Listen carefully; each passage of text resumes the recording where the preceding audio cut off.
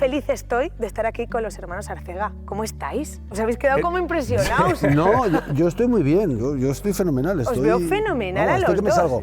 Él está un poco peor, pero yo estoy bastante bien. Yo, desgraciadamente, no estoy tan bien como Pepe. Por los años. Es más apuesto, tiene mucho más pelo que yo. Sí, tenía más éxito en su época de jugador. Sí, De eso me hablaréis luego. Quizá. Porque hay muchas anécdotas que tengo yo por ahí que quiero desarrollar.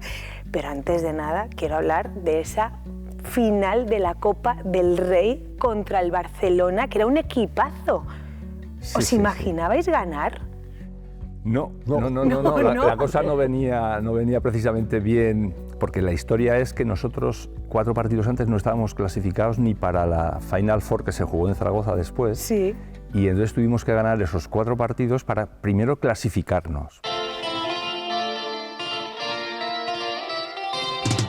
El Club Baloncesto Zaragoza, primera denominación del CAI, se creó en 1980.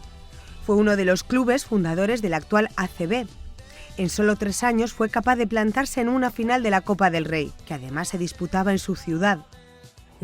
Cuando yo me hago cargo del equipo de Helios, ¿vale? En 3 años, 3 temporadas, mejor dicho, subimos a la primera.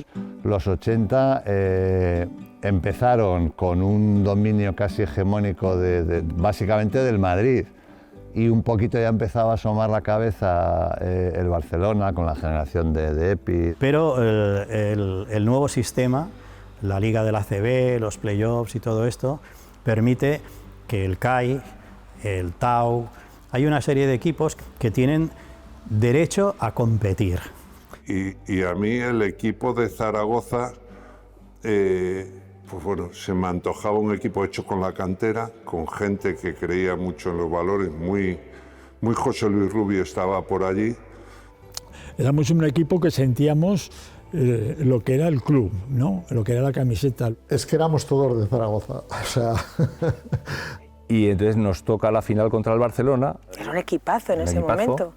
Y las cosas se están poniendo bien, estamos muy acertados, los estamos sujetando. Y... Me acuerdo que era precisamente en El Huevo, que era el pabellón antiguo que había, que estaba absolutamente abarrotado de público, con muchísimas ganas, empujando de una manera increíble a su equipo, como es normal y como tiene que ser.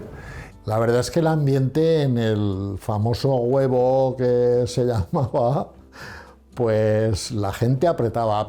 Hablé con Manolo del bombo, iba con el bombo alrededor del pabellón gritando CAI, pom, pom, pom. Al ser, sabes, producto de aquí, había una conexión con la grada, por ejemplo, muy potente, ¿no? Si estaban en racha y metían y tal, eran canastas de 2,5 puntos, por decirlo de alguna forma, ¿no? Las que podían meter ellos.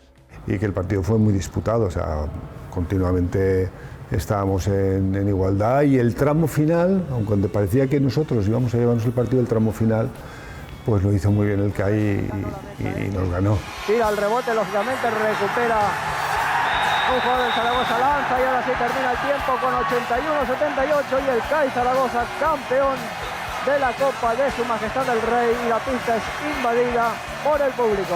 Y un directivo del equipo, me acuerdo que se fue a un bar cerca a traer champán para celebrarlo, porque nadie pensaba que aquello iba a suceder, ¿no? No había preparado porque no supimos lo que habíamos hecho hasta que no acabó el partido. La repercusión que tuvo ganar aquella Copa del Rey no nos dimos cuenta hasta el día siguiente. Date cuenta que éramos un equipo muy joven. Había jugadores de 16, 17 años, yo tenía 18, Fernando tenía 21. Es que eres muy joven. Éramos muy jóvenes, ¿no?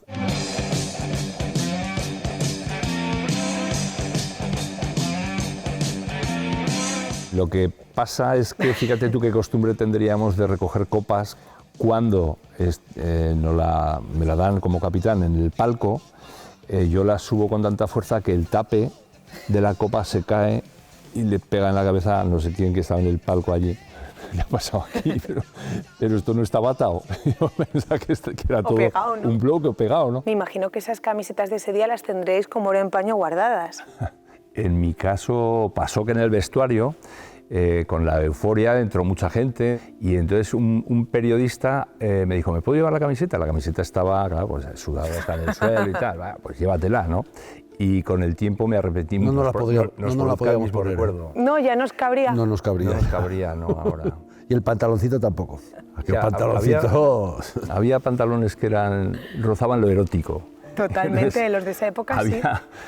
Había veces que con según qué tipo de uniforme tus estiramientos tenían que ser pegados a una valla publicitaria para no estimular demasiado a tus compañeros, al por público, lo menos. Sí, al público femenino o masculino. ¿No?